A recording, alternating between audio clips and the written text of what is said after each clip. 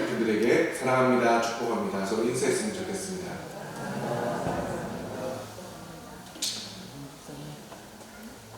오늘 이렇게 예배드리는 이 예배를 통하여 하나님을 깊이 만날 수 있는 은혜가 저와 여러분들 가운데 충만하길 간절히 소망합니다. 형통하다라는 말의 국어 사전적 의미는 온갖 일이 뜻과 같이 잘 되고 번영함을 가리키는 말입니다. 목적한 바를 이룬다는 성공의 의미가 강한 단어입니다. 예를 들어 뼈대에 있는 가문, 인품이 있고 덕망이 있는 자, 적당히 베풀 줄도 알고 돈과 명예를 소유한 자를 세상 사람들은 형통하다라고 생각합니다. 그러나 성경적 형통의 개념은 본질적으로 차이가 있습니다. 성경은 하나님이 함께 하신 그 자체가 형통이라고 우리에게 말씀해 주고 있습니다. 창세기에 보면 형들에 의해 노예로 팔려가는 요셉을 가리켜 형통한 자라고 말씀합니다. 형들에게 죽임을 당할 뻔하였다가 말도 통하지 않는 외국으로 팔려가 시장에서 짐승처럼 흥정거리가 되었다가 보디발의 집에 노예로 끌려온 요셉을 형통한 사람이라 말한다는 것이 정말 이해하기가 어렵습니다. 그러나 성경은 그러한 형편에도 불구하고 오직 한 가지 조건으로 요셉을 형통하다고 말씀합니다. 그것이 무엇입니까? 하나님이 함께 하셨다는 것입니다. 창세기 39장 2절 말씀을 보면 여호와께서 요셉과 함께 하심으로 그가 형통한 자가 되었다 말씀하고 있습니다. 지금의 처지나 형편을 보면 도저히 자신이 형통한 사람이라 여겨지지 않지만 성경은 하나님이 함께 하시니 형통한 사람이 되었다 말씀해 주고 있다는 것입니다. 그런데 오늘 본문에 기록된 이스라엘 백성들은 어떠합니까? 본문 앞 출애굽기 32장을 보면 모세가 시내산에 머무는 시간이 길어짐에 따라 아론을 중심으로 이스라엘 백성들이 금송아지를 만들고 그것을 향해 이것이 애굽에서 우리를 인도해낸 우리의 신이라며 금송아지를 예배하였습니다. 이에 하나님께서는 서둘러 모세를 내려보내셨고 그 모습을 본 모세는 하나님 앞에서 이스라엘 백성들을 대신해 간절히 회개하는 기도의 모습을 기록하고 있습니다. 예전에도 말씀드렸지만 하나님은 우상 숭배를 가장 싫어하십니다. 얼마나 싫어하시는지 하나님 자신의 속성을 포기하신 만큼 싫어하시는 것이 바로 우상 숭배입니다. 여러분, 하나님은 어떤 분이십니까? 하나님은 알파와 오메가 되시며 처음과 끝이 동일하신 분이십니다. 따라서 하나님이 약속하신 바는 어떠한 상황과 환경이 막아선다 할지라도 그 약속은 변하지 않고 반드시 이루어지는 영원한 약속임을 우리는 믿고 있습니다. 이를 가리켜 우리는 하나님의 신실하심이라고 일컫습니다. 그런데 이스라엘 백성들이 범한 금송아지 사건으로 인해 하나님은 아브라함과 이삭과 야곱과 맺으셨던, 그래서 모세를 통해 그 언약을 성취하시려 했던 약속의 땅을 이스라엘 백성들에게 주시지 않으려 하였습니다. 즉 어떤 상황에서도 변하지 않는 영원한 약속을 하나님이 스스로 깨트리면서 처음과 끝이 동일하신 하나님의 신실하신 속성을 포기하려 하셨던 것입니다. 그만큼 하나님은 우상 숭배를 싫어한다는 것을 우리에게 알려주고 있습니다. 그런데 이를 너무나 잘 알고 있었던 모세는 하나님 앞에서 이스라엘을 대신해 간절히 회개하며 기도하였고 그 기도를 통해 하나님은 이스라엘 백성들에게 내리신 진노를 거두어 주십니다. 그런데 본문 앞 출애굽기 33장 3절 말씀을 보면 이렇게 기록되어 있습니다. 너희를 적과 꿀이 흐르는 땅에 이르게 하려니와 나는 너희와 함께 올라가지 아니하리니 너희는 목이 곧은 백성인즉 내가 길에서 너희를 진멸할까 염려함이라 말씀하고 있습니다. 즉 이스라엘 백성들이 또다시 우상 숭배를 하게 되면 하나님께서 그들을 진멸하실까 염려되어 그들과의 약속은 지키되 그들과는 함께하지 않겠다 말씀하시는 것입니다. 이 얼마나 무서운 말씀입니까? 약속은 이루어주겠지만 너희와는 함께하지 않고 동행하지 않겠다는 너무나도 무서운 말이 하나님께로부터 흘려 나오게 된 것입니다. 우리의 인생에서 하나님이 함께하지 않으신다면 우리는 껍데기뿐인 인생이 되고 맙니다. 왜냐하면 이스라엘 백성들에게 주어진 약속의 땅 그 자체가 중요한 것이 아니라 그 땅에서 하나님과 누릴 언약적 삶이 더 중요하기 때문입니다. 이는 우리의 삶에도 동일하게 적용되는 말씀입니다. 하나님은 하나뿐인 아들 예수 그리스도를 이 땅에 임마누엘로 보내셨습니다. 전능하신 하나님이 우리와 함께 해주시겠다는 약속의 징표로 우리에게 예수 그리스도를 보내주셨습니다. 그러니 예수님을 마음에 모신 것이 분명하다면 우리는 전능하신 하나님과 함께하는 형통한 사람인 것입니다. 그러므로 여러분들이 세상의 가치로 잘 살고 복된 삶을 살아도 하나님이 함께 하시지 않으면 형통한 삶이라 할 수가 없습니다. 또한 반대로 요셉과 같이 세상의 가치로 저 밑바닥까지 떨어진 인생과 같이 보인다 하더라도 하나님이 함께 하심을 믿는 자는 형통한 삶의 주인공임을 우리는 기억해야 합니다. 그러면 하나님이 함께 하셔서 형통한 자의 삶을 책임져 주신다 약속해 주고 있습니다. 형편과 처지에 대하여 원망하거나 낙심하지 말고 또한 슬퍼하거나 두려워하지 말고 오직 우리 하나님과 동행하는 믿음의 백성들 되어주시길 간절히 소망합니다. 선한목자교회 유기성 목사님은 그래서 날마다 형통한 사람이 되기 위해서 기도하라 말씀하신 바 있습니다. 출근길이나 집안일을 할 때 어디에서든지 외치고 또 외쳐 하나님께서 나와 함께 하심으로 나는 형통한 자가 되길 원한다고 기도하라 말씀하십니다. 예수님을 마음에 영접한 우리는 성공하려고 살지 말아야 합니다. 이미 성공한 사람이 왜 성공하려고 산단 말입니까? 주님이 함께 하심을 믿는 자는 행복하려고 살지 말아야 합니다. 이미 행복한 사람이 왜 행복해지려고 산단 말입니까? 행복하고 싶은 사람과 이미 행복한 사람은 너무나 다른 사람입니다. 때론 임마누엘이신 예수님이 느껴지지 않아 위로가 되지 않는다고 말하는 사람들이 있습니다. 한 가지 예로 결혼식을 마친 사람이 주례 목사님에게 다음과 같이 말했다고 생각해 봅시다. 목사님, 제가 결혼했다고 느껴지지가 않습니다. 이 말에 주례 목사님은 뭐라고 대답해야 하겠습니까? 신랑에게 정신 차리라고, 자네는 이미 결혼했다라고 호통을 쳐야 맞는 말입니다. 이 신랑에게 필요한 것은 느낌이 아닙니다. 결혼식을 했다면 결혼한 것임을 받아들이고 신부를 아내로 여기며 사랑하며 살아가는 것이 바로 이 신랑에게 필요한 것입니다. 이와 마찬가지로 우리가 예수님을 영접하고 예수님과 동행하는 삶을 산다면 예수님이 마음에 계심을 느낌으로 확인해서는 안 됩니다. 바로 말씀으로 확인해야 됩니다. 오직 하나님의 말씀만이 우리가 구원받은 것과 임마누엘 하나님이 우리와 함께 하신 것을 깨닫게 해 주실 것이기 때문입니다. 그러므로 구원받았다면 언제나 우리 주님을 바라보아야 합니다. 주님의 음성에 귀를 기울이며 살아가야 합니다.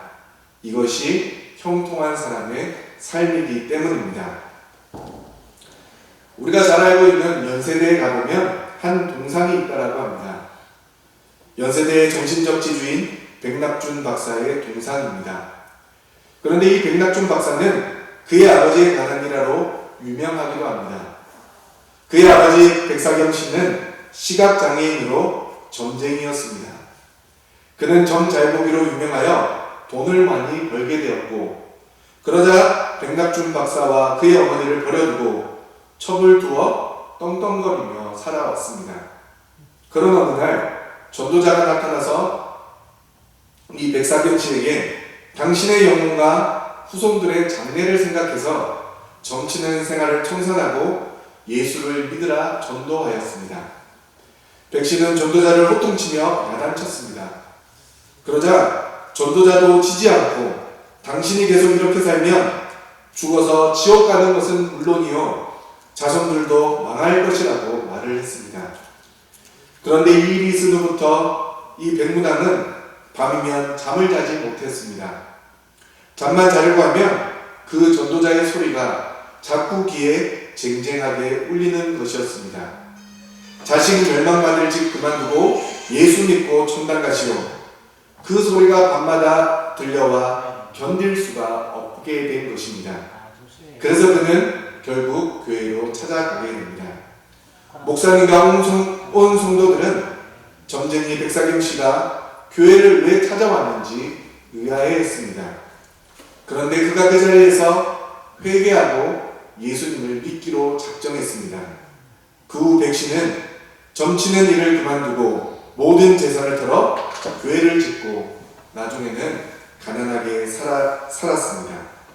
그런데 그 소식을 들은 맥킨이라는 선교사가 이 맥씨의 가족들을 교회에서 사찰로 봉사하게 하였고 그리고 아들인 백낙준 씨에게 영어를 가르치고 영창 중학교에 입학시켜 공부도 시켰습니다.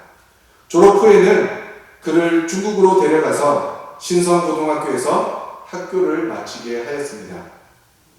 그리고 미국으로 유학을 보내 유명한 파크 대학, 프린스톤 대학, 그리고 예일 대학에서 공부시키며 철학 박사 학위까지 받게 하였습니다. 그는 귀국하여 연세대 교수와 초대 총장이 되었으며 문교부 장관까지 지낸 바 되었습니다. 하나님을 만난 자의 삶이란 바로 이런 것입니다. 하나님이 함께 하시는 자의 삶이 이와 같이 역전의 삶이라 말할 수 있습니다. 불행에서 행복으로, 저주에서 축복으로, 위기에서 회복으로 인도하시는 삶이 바로 하나님을 만난 자의 삶이요 하나님과 동행하는 형통한 자의 삶이라는 것입니다.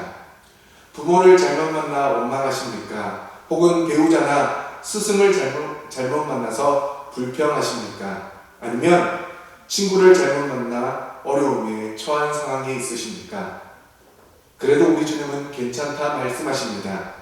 날마다 하나님을 만나십시오. 아무리 좋은 만남도 하나님을 만나는 것보다 더 좋은 만남은 없습니다. 또한 아무리 나쁜 만남도 하나님을 만나면 해결되기 때문에 오늘 말씀을 통해 하나님과 깊은 만남을 누림으로 우리의 모든 문제들이 해결되어지는 우리 성도님들 되어지길 간절히 소망합니다. 오늘 본문 말씀에서는 이와 같은 만남에 대해서 세 가지로 우리에게 말씀해 주고 있습니다. 첫째는 만남의 장소는 예배의 자리가 되어야 한다 말씀하고 있습니다. 모세는 하나님이 함께 하시는 형통의 의미를 누구보다 잘 알고 있었던 사람입니다. 그런데 하나님께서 약속은 이루어 주시겠지만 함께 하시지는 않겠다는 말을 들으니 얼마나 두려웠겠습니까? 그래서 모세는 그 즉시 하나님과의 만남의 장소인 회막으로 향했던 것입니다. 회막은 만남의 장소로서 정식으로 성막이 세워지기 전까지 이스라엘 백성들이 하나님과 만나 교제하던 초소였습니다. 이 회막은 모세가 시내산에서 지시받아 만든 성막이 아니라 회개 기도를 위해 만든 임시 장막이었습니다. 그리고 7절 말씀에 모세가 항상 장막을 취하였다 말씀합니다. 여기서 취하다는 단어는 미완료형으로 어떤 동작이 끝나지 않았음을 나타내는 말입니다. 그러므로 모세가 장막을 취하였다라는 것은 일회성으로 장막을 취한 것이 아니라 지속적으로 장막을 취하여 하나님을 만났다라고 우리에게 알려주고 있습니다. 따라서 모세는 하나님과의 만남의 장소인 회막을 쳐서 날마다 이스라엘 백성들의 죄악을 회개하였을 것이고 하나님께서 이 백성과 함께 하시기를 간절히 간구하였을 것입니다. 그런데 그때 무슨 일이 일어나고 있습니까? 9절 말씀에 모세가 회막에 들어갈 때 구름 기둥이 내려와 회막 문에 서서라고 말씀하고 있습니다. 시내산 정상을 덮고 있던 구름, 곧 하나님의 임재의 상징인 구름이 회막으로 이동하여 회막을 에워싸고 있었던 것입니다.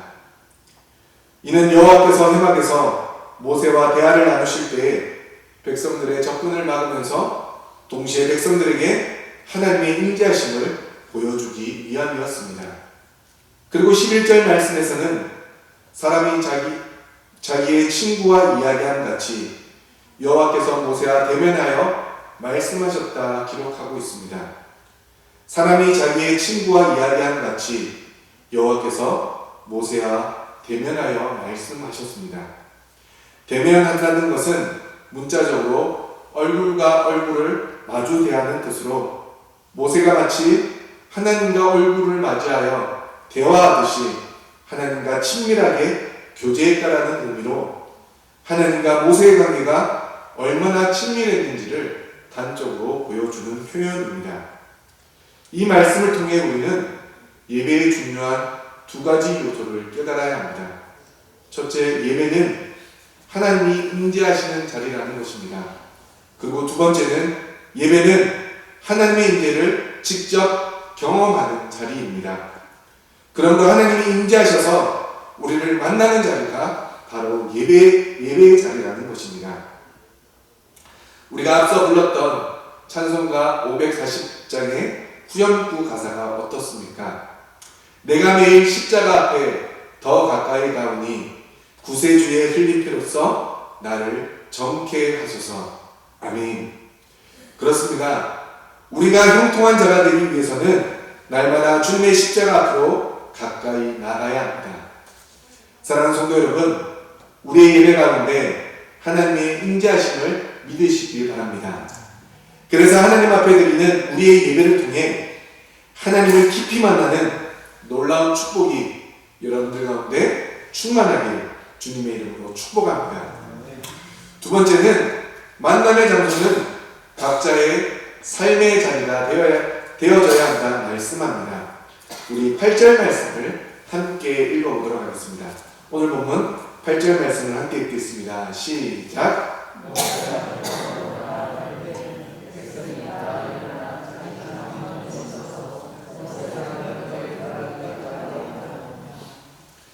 이스라엘 백성들이 다 일어나 자기 장막 문에 서서 모세가 회막에 들어가기까지 바라보았다 말씀합니다. 히브리 사회에서 존경과 경외를 나타내는 행위로 주로 하나님의 말씀이 선포될 때나 노인들 앞에서 취하던 자세가 바로 일어나는 행동이었습니다. 따라서 이스라엘 백성들이 모세가 회막에 들어가기까지 일어나 자기 장막 문에 서서 바라보았다라는 것은 이스라엘 백성들이 비록 직접 회막에 들어가지는 못했지만 모세가 회막에 들어갈 때 그들도 함께 하나님 앞에 나아가는 심정으로 경건한 자세를 갖추고 주의 깊게 모세의 태도와 하나님의 응답에 주목하였음을 우리에게 보여줍니다.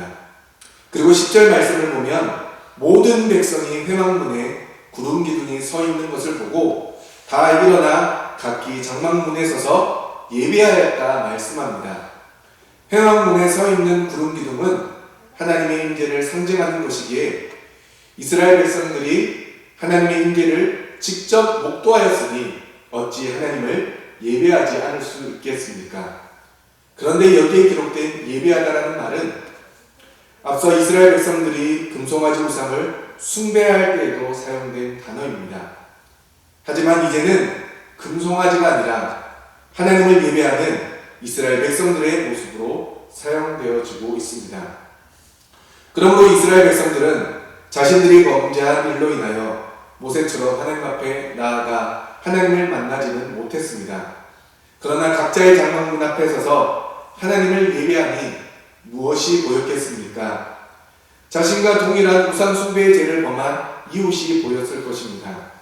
죄악으로 인해 눈물로 회개하는 이웃이 보였을 것이고 회막에 나타난 하나님의 임재를 바라보며 간절한 마음으로 예배하는 이웃들이 눈에 들어왔을 것입니다.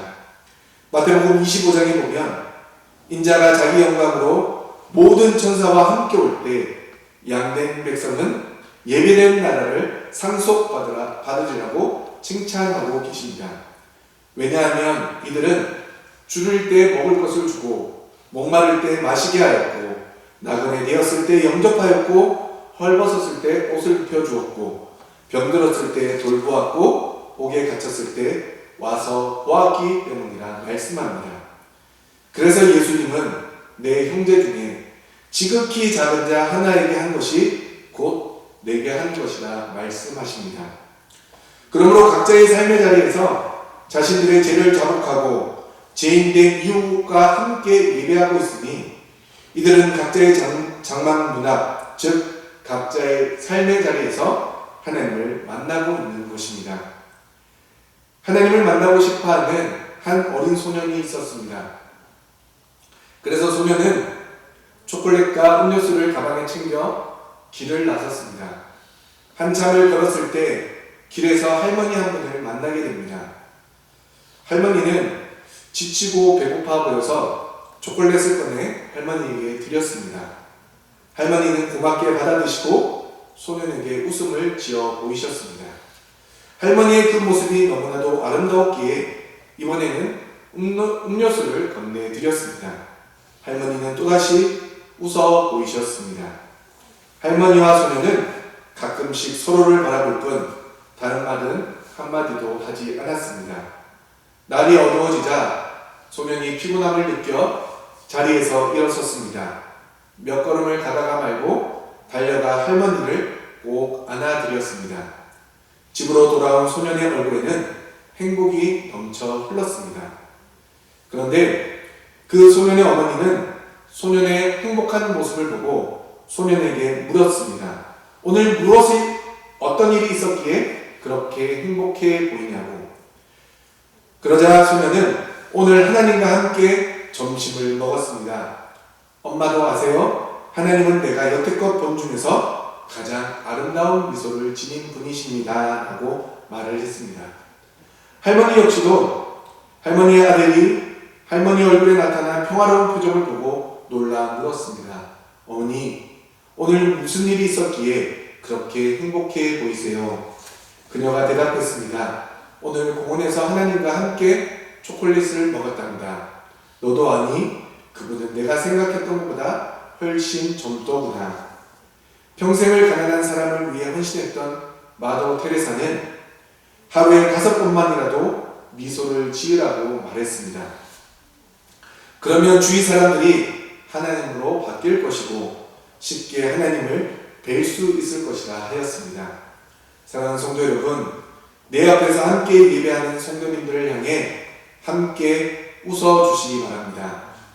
육신의 질병으로 아파하고 여러 가지 문제로 신음하고 있는 영혼들을 위해 함께 울어주시길 바랍니다. 더 나아가 지금도 사망의 그늘에서 허덕이는 우리 이웃들에게 주의 복음을 전해주시기 바랍니다. 그러면 그 가운데 하나님이 우리를 만나 주실 뿐만 아니라 예비된 하나님의 나라가 우리에게 임하게 될 것입니다. 그러한 은혜와 축복을 누리는 우리 성도님들 되시길 또한 소망합니다.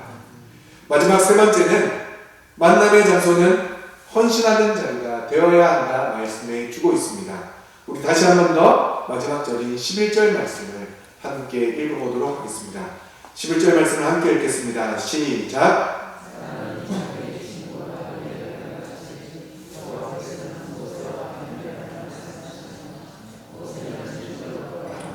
눈의 아들 젊은 수종자 여호수아는 회막을 떠나지 아니하니라. 아멘. 11절 말씀을 보면 모세의 위대한 기도가 기록되어 있음과 동시에 회막을 떠나지 않는 여호수아에 대해서도 함께 기록하고 있습니다. 성경학자들은 여호수아가 회막을 지키는 임무를 맡아 회막을 떠나지 않고 회막에서 생활하였다고 말을 합니다. 그래서 여호수아가 하나님께 헌신된 생활을 하였다 주장하기도 합니다. 그리고 성막을 지키는 일을 원래는 레위지파에서 그리고 아론의 자손들이 그 일을 감당해야 하지만 금송아지 사건으로 인해 그 일을 맡을 수가 없어 여호수아가 대신 그 일을 맡았다라고 말씀을 합니다. 이를 통해 알 수 있는 것은 지금 우리에게 주어진 각자의 일들은 지금의 상황에서 나에게 감당할 수 있는 일들임을 기억해야 합니다. 쉽게 말해 여호수아가 금송아지 사건 때에 무리 가운데 있지 않았기 때문에 그 일을 감당했던 것처럼 지금의 상황과 환경에 가장 적합한 사람이 바로 나이기 때문에 하나님은 우리를 헌신의 자리로 요청하고 있다는 것입니다.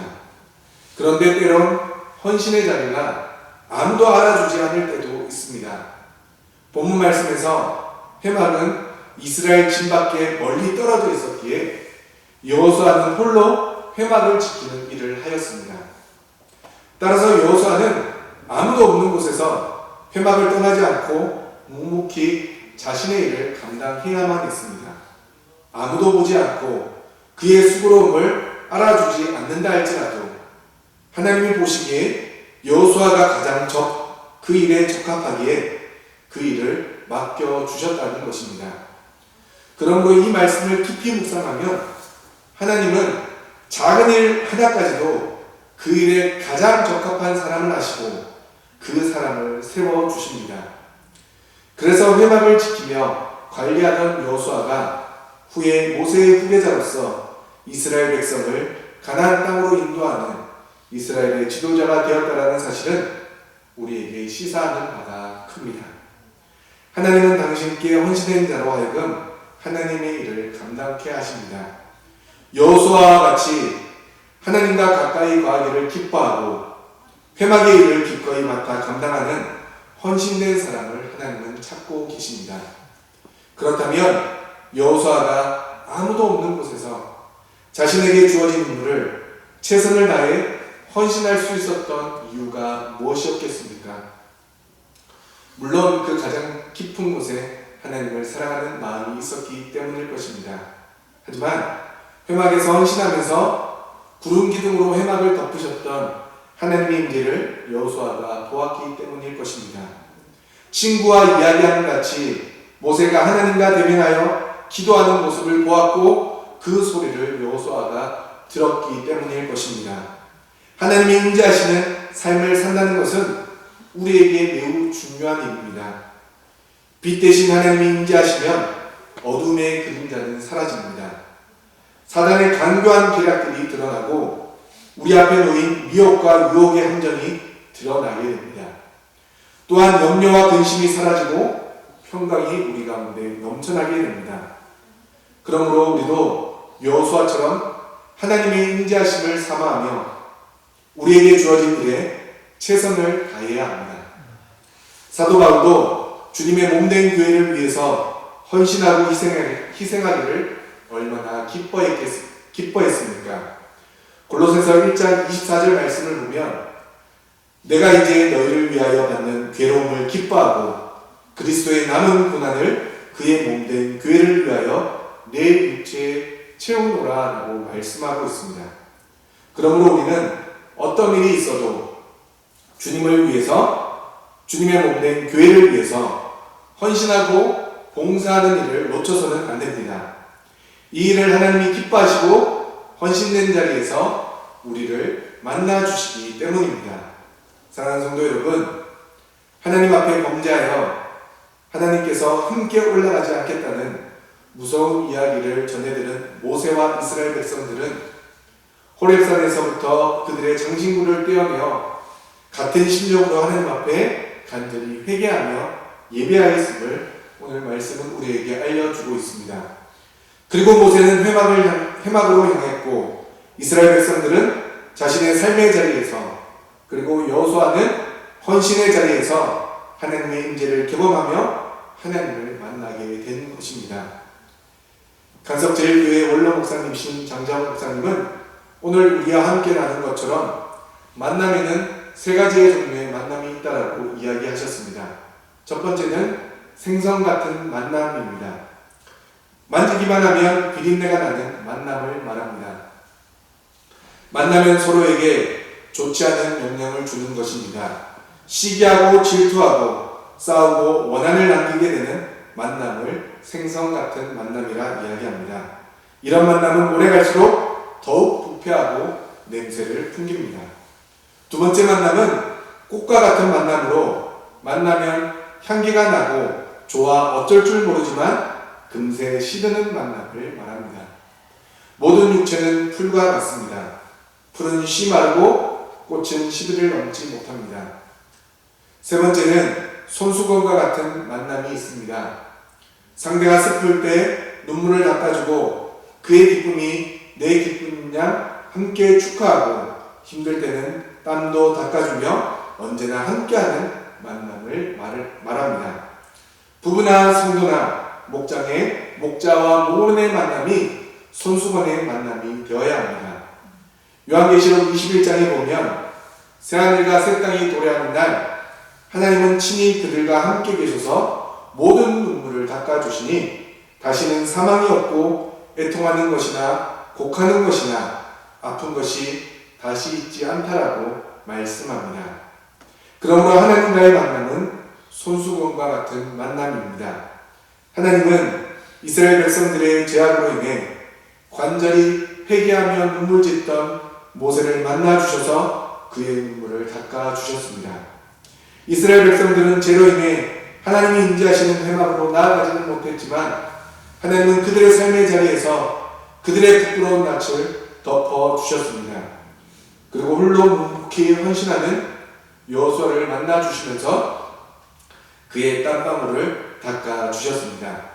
그리고 본문 이후의 14절 말씀에서 내가 친히 가리라 내가 너를 쉬게 하리라 말씀해 주셨습니다. 즉 하나님과의 온전한 만남을 통해 이스라엘 백성들의 간절한 마음대로 결국 하나님은 그들과 함께 해주시는 은혜를 허락해 주셨습니다. 그러므로 하나님은 우리의 모든 것을 아시고 우리가 하나님 앞에 나와 예배할 때에도 죄악으로 얼룩진 삶의 자리에서도 그리고 하나님의 부르심에 순종하여 헌신할 때에도 우리를 만나주시고 우리의 간절한 소망을 들어주셔서 우리와 늘 함께 하시는 형통의 축복을 더해 주실 것입니다.